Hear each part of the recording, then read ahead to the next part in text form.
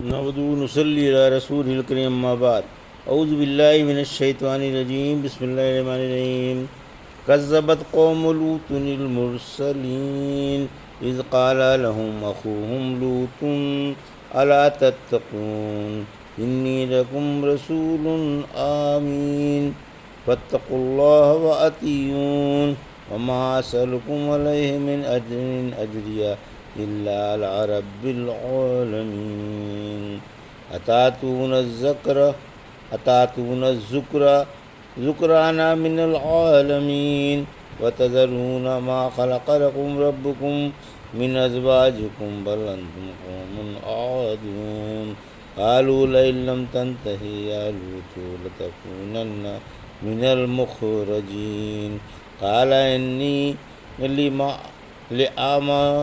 لعملكم من القالين رب نجني وأهلي مما يعملون فنجيناه وأهله أجمعين إلا عجوزا في الغابرين ثم دمرنا الآخرين وأمطرنا عليهم مطرا فساء مطر المنذرين إن في ذلك لآيات وما كان أكثرهم مؤمنين وإن ربك لهو العزيز الرحيم كذب أصحاب الأيكة المرسلين إذ قال لهم شعيب ألا تتقون إني لكم رسول آمين فاتقوا الله وأطيعون وما أسألكم عليه من أجر إن أجري إلا على رب العالمين۔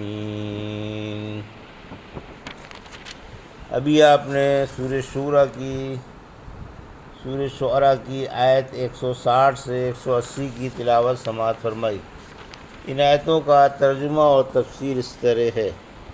کذبت قوم لوط المرسلین، آیت 160۔ اذ قال لهم اخوهم لوط الا تتقون، آیت 161۔ انی لکم رسول آمین، آیت 162۔ فاتقوا اللہ وأطیعون، آیت 163۔ وما اسألکم علیہ من اجر ان اجری الا علی رب العالمین، آیت 164۔ ترجمہ: قوم لوط نے بھی نبیوں کو جھٹلایا جب ان سے ان کے بھائی لوط نے کہا تم اللہ سے ڈرتے کیوں نہیں؟ یقیناً میں تمہارے لیے ایک امانت دار رسول ہوں، لہٰذا تم اللہ سے ڈر جاؤ اور میری اطاعت کرو۔ میں تبلیغ پر تم سے کوئی اجرت نہیں مانگتا، میری اجرت تو اللہ رب العالمین ادا فرمائے گا۔ یہ تھا ترجمہ سورہ شعراء کی آیت 160 سے 164 کا تفسیر۔ حضرت لوط علیہ السلام کا بیان۔ اللہ کے بندے اور رسول حضرت لوط علیہ السلام کے واقعے کا بیان ہے کہ آپ لوط بن حاران بن آزر تھے اور خلیل اللہ کے بھتیجے تھے۔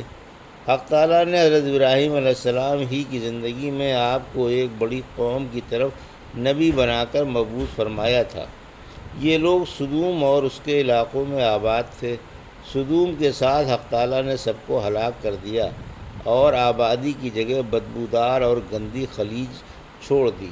یہ خلیج غور کے علاقے میں مشہور ہے اور بیت المقدس کے پہاڑوں کے اور کرک و شوبک کے درمیان ہے۔ آپ نے انہیں توحید کی اور تنہا اللہ کی عبادت کی دعوت دی اور شرک سے روکا اور اپنی اطاعت کی ترغیب دی اور ہدایت کی کہ اس رسول کی بات مانو جس کو اللہ نے ان کی طرف مبعوث فرمایا ہے۔ اللہ نے گناہوں سے منع کیا اور دنیا میں انہوں نے جو ایک نئی گندگی نکالی تھی جس کا وجود اب سے پہلے نہ تھا، یہ عورتوں کو چھوڑ کر لڑکوں سے بدفعلیاں کرتے تھے، اس سے روکا۔ چنانچہ اسی کے بارے میں اگلی آیتیں ہیں۔ اتاتون الذکر ذکرانا من العالمین، آیت 165۔ وتذرون ما خلق لكم ربكم من ازواجكم بل انتم قوم عادون، آیت 166۔ قالوا لئن لم تنتهي یا لوط لتکونن من المخرجین، آیت 167۔ قال انی لعملکم من القالین، آیت 168۔ رب نجنی واہلی مما یعملون، آیت 169۔ فنجیناہ وآلہ اجمعین، آیت 170۔ الا عجوزا فی الغابرین، آیت 171۔ ثم دمرنا الآخرین، آیت 172۔ وامطرنا علیہم مطرا فساء مطر المنذرین، آیت 173۔ ان فی ذلک لآیات وما کان اکثرهم مومنین، آیت 174۔ وان ربک لہو العزیز الرحیم، آیت 175۔ ترجمہ: کیا تم دنیا والوں میں سے مردوں کے پاس بھی آتے ہو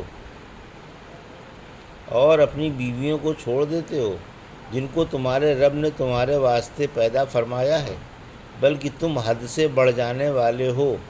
انہوں نے جواب دیا کہ اے لوط، اگر تو باز نہ آیا تو ہمیں تجھ کو نکالنا پڑے گا۔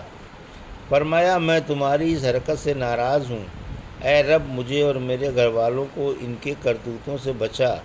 آخر ہم نے انہیں اور ان کے تمام گھر والوں کو بچا لیا، باہر سے ایک بڑھیا کے جو باقی رہنے والوں میں سے تھی۔ پھر دوسروں کو ہلاک کر دیا اور ان پر ایک خاص قسم کی بارش کی، پھر ڈرائے ہوں کی بارش بری تھی۔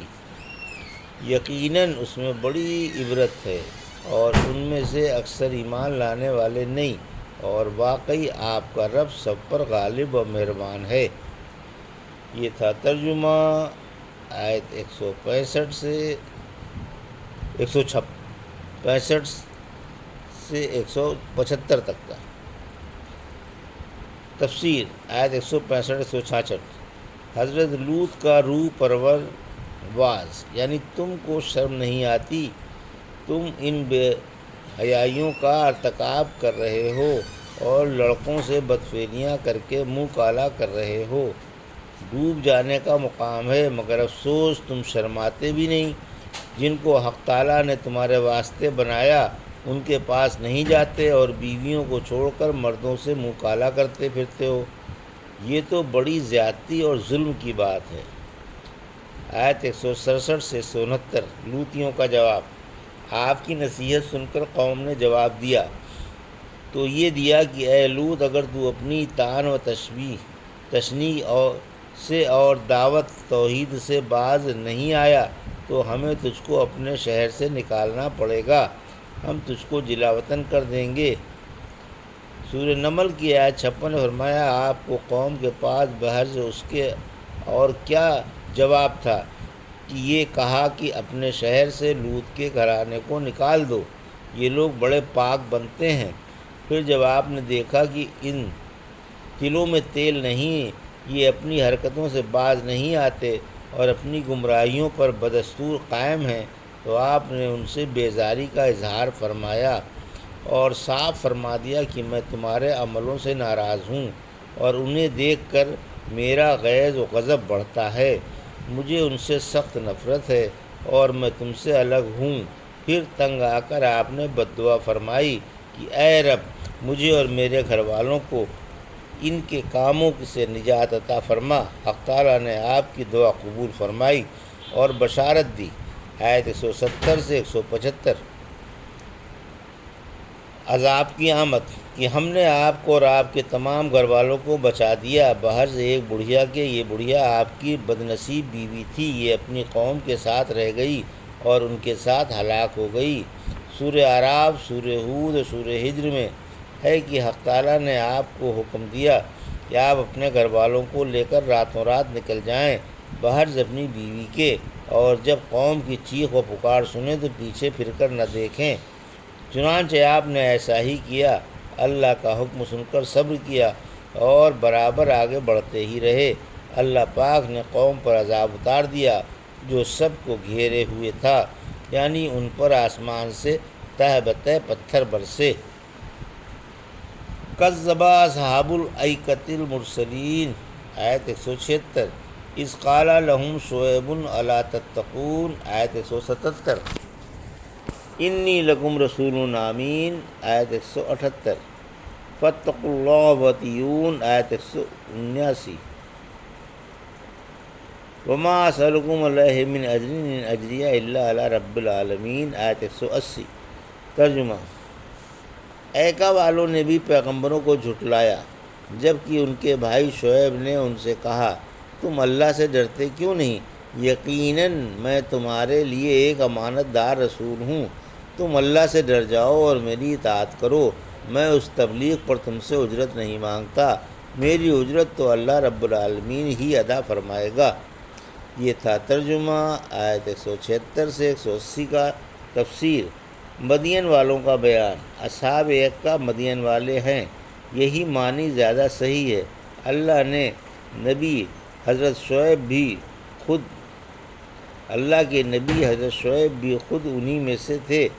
آپ کو ان کا بھائی محض اس لیے نہیں بتایا گیا کہ یہ لوگ ایکا کی طرف منسوب تھے اور ایکا ان کا معبود تھا جو ایک درخت تھا یا درختوں کا جھنڈ تھا۔ یہ لوگ اسی کی عبادت کیا کرتے تھے، اگرچہ آپ ان کے نسبی بھائی تھے، مگر شرک کی وجہ سے آپ کو نسبی بھائی بھی نہیں فرمایا گیا۔ بعض لوگوں نے اس باریکی کو نہیں سمجھا اور خیال کر لیا کہ مدین، ایکا اور رس یہ تینوں تین قومیں ہیں اور شعیب کو ان تینوں قوموں کا نبی بنایا گیا تھا، حالانکہ وہ تینوں نام ایک ہی قوم کے ہیں۔ واللہ عالم۔ ابھی آپ نے سورہ شعراء کی آیت 160 سے 180 کا ترجمہ اور تفسیر سماعت فرمائی۔ بارک اللہ لی و لکم فی القرآن الحکیم و نفعنی وایاکم بآیات الذکر الحکیم۔